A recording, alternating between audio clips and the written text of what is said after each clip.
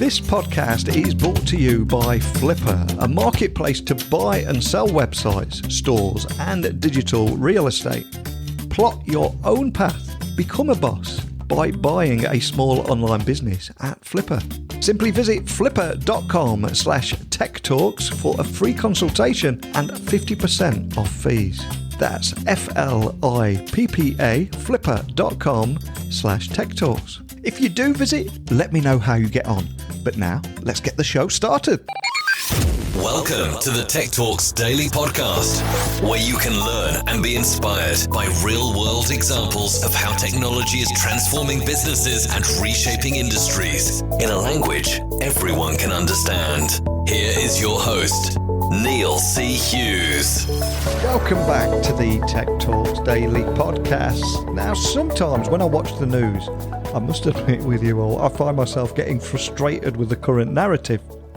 Because as you may well know, there is a massive labour shortage in the cybersecurity field. In fact, it's been estimated that on a global scale, there are over 1 million unfilled cybersecurity jobs. And if history is any indicator, that number is likely to increase. But here is the kicker. Right now, women in cybersecurity represent a mere 11% of the industry worldwide. And that means that the cybersecurity industry is missing out on almost half of the population's talent pool. All during a period in history where cybercrime poses one of the most menacing threats. It just makes no sense. But thankfully, Amie Wei, founder of cybersecurity company Stella Cyber, is going to join me on the podcast today to talk about the opportunities for women in cybersecurity. And she's also going to share why she believes that women can play a big role in helping address the labour shortage in cybersecurity, and also discuss the shortage issues, but most importantly, the opportunities for women to come in and fill some of those critical skills gaps. But enough from me rambling on, getting on my soapbox. Let's get Amie onto the podcast now. So a massive warm welcome to the show. Can you tell the listeners a little about who you are and what you do? Thank you, Neil. Thanks for having me. I'm very glad to be here. My name is Amie Wei. I'm the founder and the VP of engineering of Stella Cyber.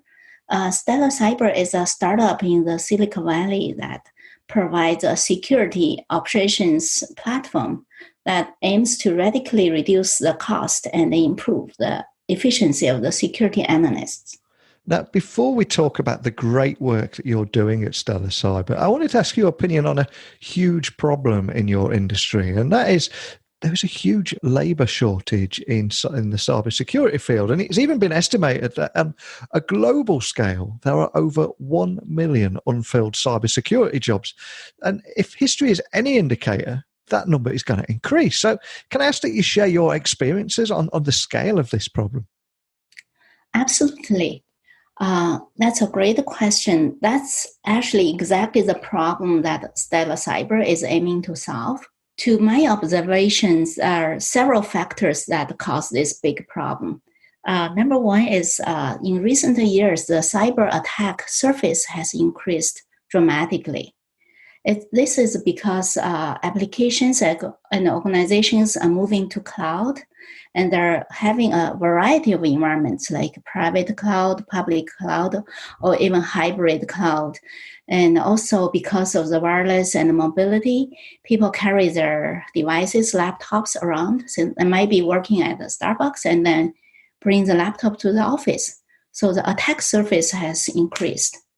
On the other hand, the second issue is the tools that the security experts have to combat this battle is siloed security tools that are very complex to use. So it requires highly skilled security experts to spend a lot of time to look across many tools to manually find the problem. So I observe that our customers are struggling to hire and keep security analysts because, as you mentioned, there's huge gap between the demand and the supply in the market. And when I sit here and hear stories like this, combined with the mass unemployment in traditional job roles, it almost feels like these two worlds are just colliding. But I also recently read that right now, women in cybersecurity represent, I can't even believe I'm saying this out loud, a mere 11% of the industry worldwide. So can you tell me more about that problem too, and share any insights that you might have on that figure and why it's so low? So I think the reality that women only constitute 11%, represent 11% of the cybersecurity workforce is probably due to the stereotypes and the bias in the society that women suited to only certain type of jobs, not jobs like cybersecurity, which sounds very complicated and techy. There's also lack of role models to inspire women to enter into this field.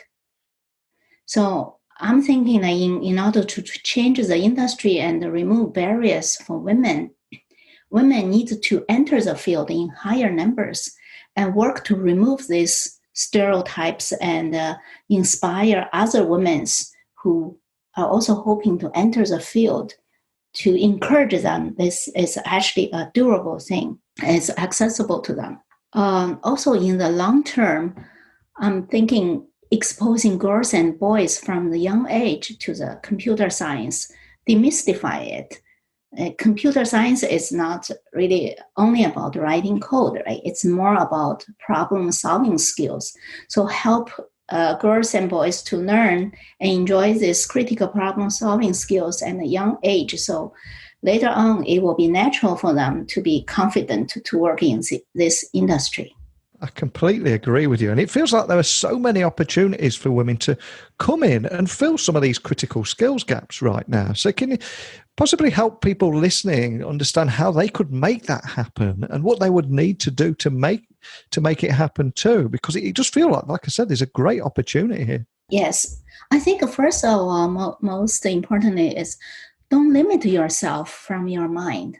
Believe in yourself and don't be afraid. Like, you may be amazed about the potential you are not aware of.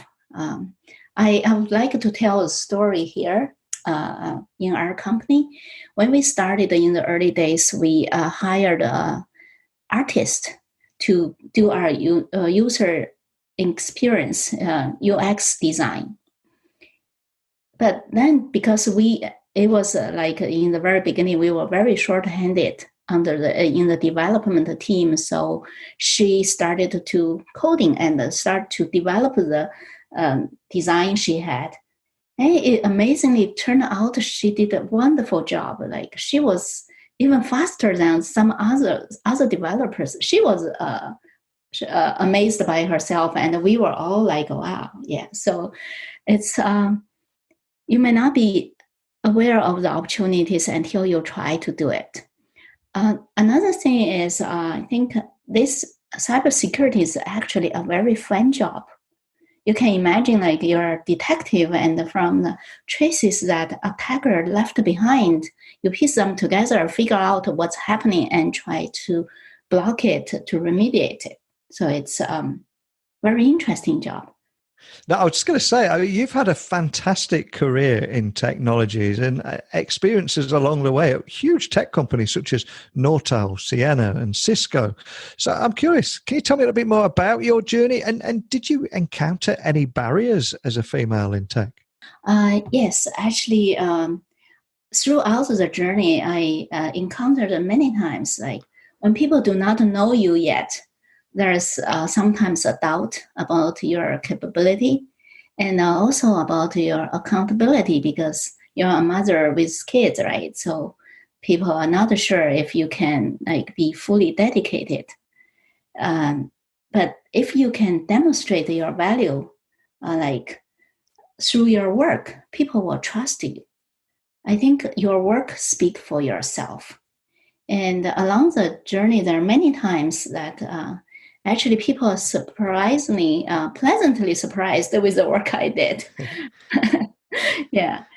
And I also met a lot of women colleagues throughout big companies or small companies those women did an excellent job balancing the professional life and also taking care of their family through efficient time management. So I think for the high-tech type of work, is actually provide lots of flexibility because you can work anywhere. You're not limited about where you work, especially in today's COVID-19 environment. This is a very favorable advantage that will allow people to still get their work done by working from home. So I think it's a good opportunity, a good career for women to pursue. I completely agree with you. And I'm curious. I mean, a lot has changed, but there's still a lot of work that needs to be done. And in your opinion and in your experience, what else needs to change in the industry to remove those barriers for women and those stereotypes that we just need to retire for good? Yes, I think from the employer side, we hire people based on their skill set, their work attitude, aspiration, and the ability to learn. It's a meritocracy-based system rather than anything else. Also, like for the male employees and the female employees, they both have family responsibilities to fulfill. So I think remove that bias and believe it's irrelevant they're male or female, like focus on their ability, their work is the right thing to do. Also, what we can do is to be mentor to other women, to encourage and inspire them, and provide opportunity for people to take different types of roles and tasks. Talking about the mentorship, I also have a story to share. When I was in my college, in the second year in college in China, that was in the 80s. It was still not that, China was still not very open yet. So I had an English teacher who was from US, and she inspired me to pursue study abroad. I never thought about that. But then because she talked to me and encouraged me to give it a try, so I applied, and that's why I ended up to Canada, because Queen's University was the first one to offer me a scholarship. And in those days, it's impossible to study abroad without scholarship. So I took it and I went there, and it opened a totally new door leading to a different world. So I think I say it really did. And of course, here we are in 2020, and you're the founder of Stella Cyber, which is fantastic on its own. But can you tell me more about the story behind founding that company and the problems that you set out to solve from the outset? Yes. So we am more fascinated, always fascinated about the data, right? Because I work in the network industry for so many years. So I understand there are a lot of information in the data that can be used to solve the security issues. So we started solving the data problem. One of the challenges of security is a blind spot, because no matter how advanced your tool is, if you leave some blind spot behind, you will miss things. So we need to collect data pervasively, all sorts of data across all the environment, without leaving any blind spot. But on the other hand, you may end up collecting too much information. So that will not be useful either, because if it's too much information, you won't be able to analyze it. So our approach is we extract the security relevant information out of the pervasively collected data. So we solved that problem. And then on top of that, we start to do we leverage on various technologies to do the effective detection. Like we use machine learning, AI machine learning to do to detect the anomalous behaviors. We also use the traditional, say, sandbox or signature-based approach to detect other types of more traditional attacks. Then after we built the detection, we built the investigation tools to allow the security analyst not only see our detection, see this is what we found, but also provide evidence of the raw data so they can visualize and query and investigate to validate this is truly a problem. And then lastly, we added the response. After you find a problem, you need to mitigate it, to block an IP address from a firewall or to disable a user in the environment. So we also added the response functionality, and that gives us XDR platform. It's anything detection and response. So as a small startup, it's pretty challenging to prove yourself, right? To say why people want to use your product. So my experience is let the product speak for itself. If your product solves people's problems, provide value, and solve their pain point, then people will like it. I've had countless emails from listeners over the last few weeks talking about their fears and concerns around job security, while also seeing their interest rates on their savings drop considerably. And as a result, many are beginning to look at how they can invest in their future in an uncertain time. Could digital assets be the answer? Now, you might remember that I spoke to Blake Hutchinson, CEO at Flipper, on episode 1194 about how to buy digital assets and websites. In a nutshell, Flipper is a marketplace that you can buy and sell websites, stores, and digital real estate that are just ready to go. So if you do have dreams of running your own successful online business, or perhaps you're looking to exit your existing online business, my friends at Flipper can help you buy and sell. So if you're interested and want to find out more, please visit flipper.com/techtalks. That's FLIPPA.com/techtalks for a free consultation and also 50% off all fees. But now, back to the interview. In the world of cybersecurity, of course, it is incredibly crowded. So for people hearing about Stella Cyber for the very first time, what is it you would say that makes Stella Cyber stand out in this crowded market? I think the most thing is we radically reduce the cost and improve the performance for security operations. So we consolidate many critical security tools into one platform. We have 20 plus fully integrated applications, and it's a single license, single pane of glass, multi-layer, multi-tenancy system. So it has high fidelity threat detection and response through combining the weak signals into stronger signals. So make it much easier to identify complex attacks. So we provide value to our customers through reduced tool cost and improved people efficiency. So we both reduce their CapEx and OpEx. And we are in a period of uncertainty at the moment, but I'd love to end on a positive note. So what is it that excites you about the road ahead, and how you're going to continue helping women in cybersecurity at Stella Cyber? XDR is currently ranked as the number one security trend by Gartner. I think the vision we had a few years ago are now validated by market, the shift of the market. So we are very excited that our open XDR platform will help to alleviate the problem of, say, lack of security experts and the demand in the market by consolidating the tools and improving the efficiency of security analysts.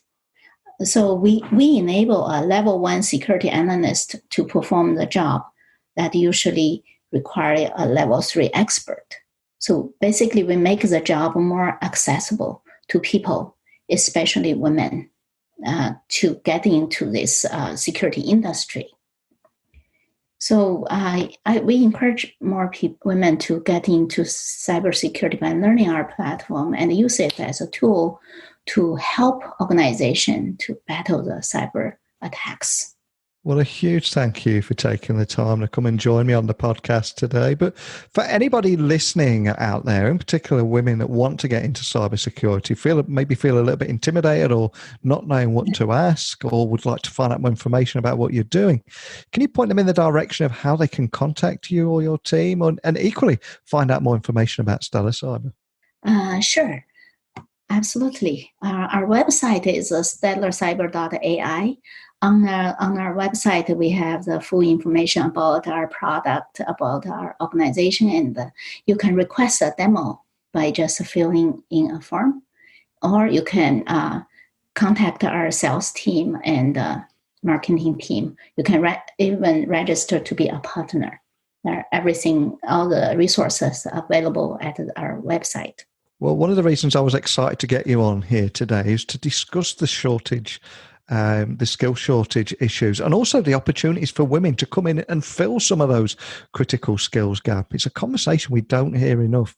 So for that reason alone, just a big thank you, Amie, for taking the time to come on here and share that story, because I think it's so important. But a big thank you for joining me today.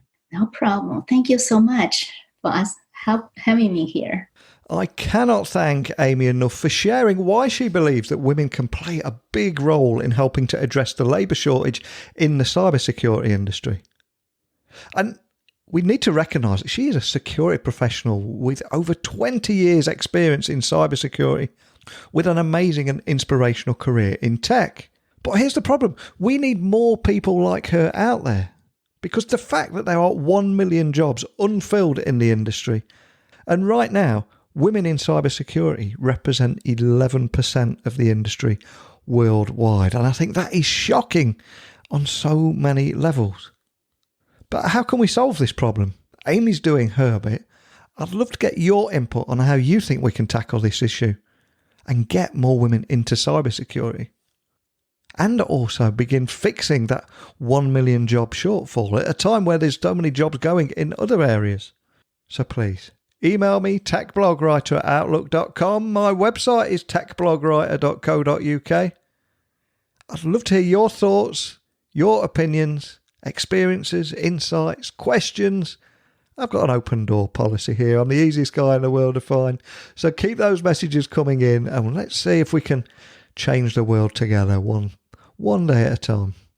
But before I start rambling and getting on my soapbox again, a big thank you for listening. And until next time, don't be a stranger. Thank you for listening to the Tech Talks Daily Podcast with Neil C. Hughes. Remember, technology works best when it brings people together.